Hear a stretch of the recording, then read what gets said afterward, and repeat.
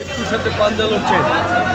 আসলে আমরা বুঝি না বারবার কেন সাংবাদিকের উপরে হামলা করা হয়। সাংবাদিকের অপরাধ কি? দর্শকের বিরুদ্ধে বস্তুনিষ্ঠ তথ্য সংগ্রহ করেছে, এটা কি তার অপরাধ? আর সবচেয়ে বড় বিষয় হচ্ছে আমাদের সেই সহকর্মী এখনও হাসপাতালে মৃত্যুর সাথে পাঞ্জা লড়ছে, অথচ প্রশাসন বোবার মতো দাঁড়িয়ে আছে। তারা নাকে তেল দিয়ে ঘুমাচ্ছে। আপনাদের কাজ কি? নাকে তেল দিয়ে ঘুমানো? মনে রাখবেন, আপনারা কিন্তু বিগত সময়ে দেখেছেন যে প্রশাসনের উপরে কী চাপটা এসেছে। আপনারা কেউ কিন্তু ছাড় পাবেন না, কারণ সাংবাদিক হচ্ছে জাতির বিবেক। সাংবাদিক যদি তার দায়িত্ব নিরাপদভাবে পালন করতে না পারে, তাহলে আপনারা কখনো নিরাপদ থাকবেন না। প্লিজ আবারও বলছি, আমরা চাই আগামী 24 ঘন্টার মধ্যে উজ্জ্বল মিয়ার উপর হামলাকারীদের গ্রেপ্তার করে আপনারা আদর্শবান প্রশাসনের ভূমিকা রাখুন। আপনাদের কাছে আর কোনো অনুরোধ করি না, আমাদেরকে বাধ্য করবেন না। আমরা শুধু জাতীয় প্রেস ক্লাবে ঘটা করে আজকে এই মানববন্ধনের আয়োজন করেছি। আমরা প্রয়োজনে সারা বাংলাদেশে একযোগে বৃহৎ কর্মসূচি ঘোষণা দেব ইনশাআল্লাহ। আপনারা ভুলে যাবেন না যে আমরা সাংবাদিকরা কিন্তু সবাই এক। অন্তত সাংবাদিকেরই বিপদে সাংবাদিক সবাই এক। আমরা চেষ্টা করলে সারা বাংলাদেশ অচল করে দেওয়ার ক্ষমতা রাখি, কিন্তু আমরা চাই না এত বড় পদক্ষেপ নিতে। আপনাদের কাছে অনুরোধ, আপনারা দ্রুত উজ্জ্বল মিয়ার উপর হামলাকারীদের গ্রেপ্তার করুন, তাদেরকে আইনের আওতায় এনে দৃষ্টান্তমূলক শাস্তির ব্যবস্থা করুন। বাংলাদেশের জনগণের কথা না ভেবে পালিয়ে যায়, তাহলে অনেক দেরিতে কিন্তু কার্যক্রম স্থগিত করেছে, বন্ধ করেছে অনেক দেরিতে। এটা আরও আগে হওয়া উচিত ছিল, কারণ এর আগে আমি বলেছি আওয়ামী লীগের প্রধান তিনি পালিয়েছেন, আওয়ামী লীগ শেষ। বাংলাদেশ আর 100 বছরে আওয়ামী লীগের কোনো স্থান হবে না। সুতরাং এই যে আমার দাড়ি পেকেছে, ইনশাল্লাহ আমার নাতিনাতরাও আওয়ামী লীগের ক্ষমতা দেখে যেতে পারবে না বাংলাদেশে। বাংলাদেশের জনগণ সেই 5ই আগস্ট কিন্তু এসে আওয়ামী লীগকে না বলে দিয়েছে, তবে দেরিতে করেছে। এটা কার্যক্রম আরও আগেই তাদের নিষিদ্ধ করা উচিত ছিল।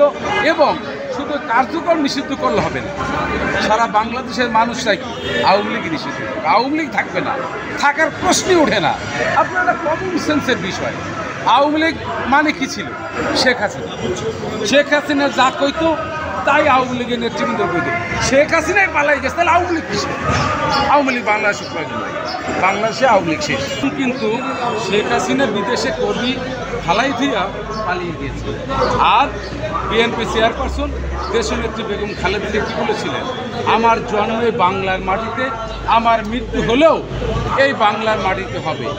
আমার 2টি সন্তান না, আমার সারা বাংলাদেশে 18 কোটি সন্তান রয়েছে। এই সন্তান ছেড়ে আমি বাংলাদেশ ছেড়ে কোথাও যাব না। আমার জন্ম বাংলাদেশে, মৃত্যু বাংলাদেশে। দিস ইজ আপসহীন নেত্রী। আর শেখ হাসিনা তখনও পালাই গেছে, আবার সে একটা কুচক্রি মহল তাকে আইনে বসাইছে। এরপরে কিন্তু সে কিন্তু তার বাপের মতো সেই স্বৈরশাসক কায়দায় বাংলাদেশে সে জনগণের উপর অত্যাচার নির্যাতন করেছে। হাজার হাজার কোটি টাকা ডলার বাংলাদেশে পাচার করেছে, অনেক খুন করেছে। এখনও অনেকের কিন্তু এই যে ইলিয়াস আলীর কোনো খবর নেই। দেখেন বিএনপির ইলিয়াস আলী সাহেবের কোনো খবর নেই। এরকমের অনেক কিন্তু এই সে বিএনপির নেতৃবৃন্দ এবং সাধারণ জনগণ তাদের কোনো খবর নাই। গুম করে কি করছে এখনও কিন্তু তাদের বাবার অপেক্ষায়, তাদের ভাইয়ের অপেক্ষায়, তাদের কেউ তার সন্তানের অপেক্ষায় রয়েছে। সুতরাং এই হাসিনাই আসলে পোল্ট্রিবাজ। হাসিনাই পোল্ট্রিবাজ। পোল্ট্রি জনগণকে ছেড়ে, বাংলাদেশ তার কর্মীদের ছেড়ে চলে গেছে।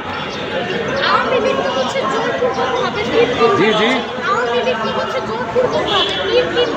নিজের মতো করে নির্বাচন দিয়ে সরকারে ছিল। রাইট। এখন তো আওয়ামী লীগ পালাইছে। এখন এই পালানোটা দেখে আসলে অন্যান্য দলের মানে কি শিক্ষা দেওয়া উচিত যে একটা সরকার কত বছর মানে জনগণের থাকা উচিত। এই জন্য কিন্তু বিএনপির ভারপ্রাপ্ত চেয়ারম্যান জনাব তারেক রহমান একটা কথা বলেছে, 31 দফার মধ্য দিয়ে 31 দফা কিন্তু এই 2 দিন আগে দেয় না বা এই নতুন বাংলাদেশে দেয় না। 31 দফা দিয়েছিলেন 13 জুন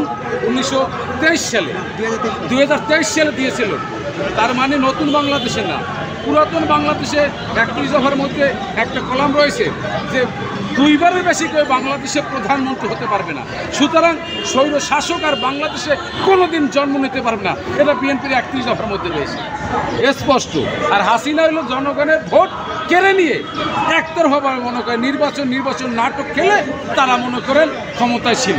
এই জন্যই বাংলাদেশের জনগণ, ছাত্র জনতা এবং বিএনপি নেতৃবৃন্দরা ঐক্যবদ্ধভাবে হাসিনাকে গণদোলাই দিয়ে কিন্তু বাংলাদেশ থেকে পাঠিয়ে দিয়েছে।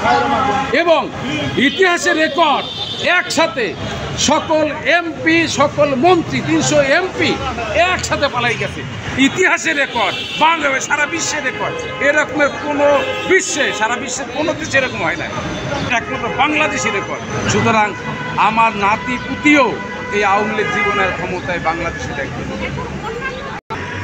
এখন একটা জিনিস আপনারা মনে করেন, এখন যে গভর্নমেন্ট আছে সেটা হচ্ছে অন্তর্বর্তীকালীন সরকার, সেটা অস্থায়ী।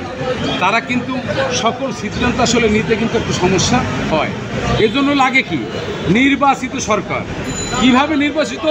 জনগণের ভোটে নির্বাচিত সরকার লাগবে, একবার 100% ফেয়ার একটা নির্বাচন লাগবে। সেই নির্বাচনে জনগণ যার ভোট তাকে দেবে, যে তারা তাদের প্রতিনিধি সে নির্বাচিত করবে। নির্বাচিত করলে একটা নির্বাচিত সরকারই কিন্তু বাংলাদেশে সঠিক গণতন্ত্র তারা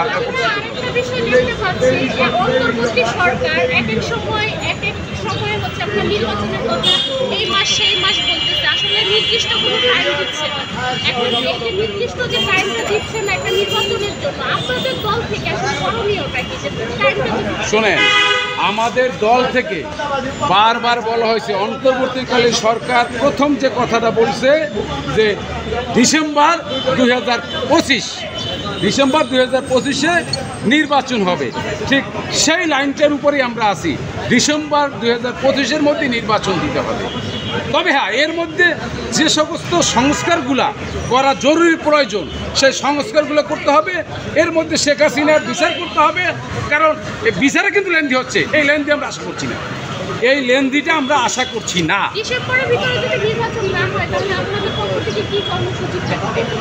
তখন বিএনপি একটা সিদ্ধান্ত নেবে। অন্তর্বর্তীকালীন সরকার বলছে ডিসেম্বর থেকে 26শে জুনের মধ্যে নির্বাচন। তো এখন বিএনপির আলোচনার মাধ্যমে হাইকমান্ড একটা সিদ্ধান্ত নেবে, রাজপথে থাকবে। একটা আন্দোলন করা লাগবে, এবং আন্দোলন যাতে না করা লাগে এজন্য আসলে এখন বাংলাদেশ এখন আসলেই দরকার। আপনার সাংবাদিকরা বলেন, সাধারণ জনগণও বলছে জরুরি একটা জনগণের ভোটে নির্বাচিত সরকার করতে হবে। নির্বাচিত সরকার না হলে দেশের উন্নয়ন সম্ভব না। ধন্যবাদ।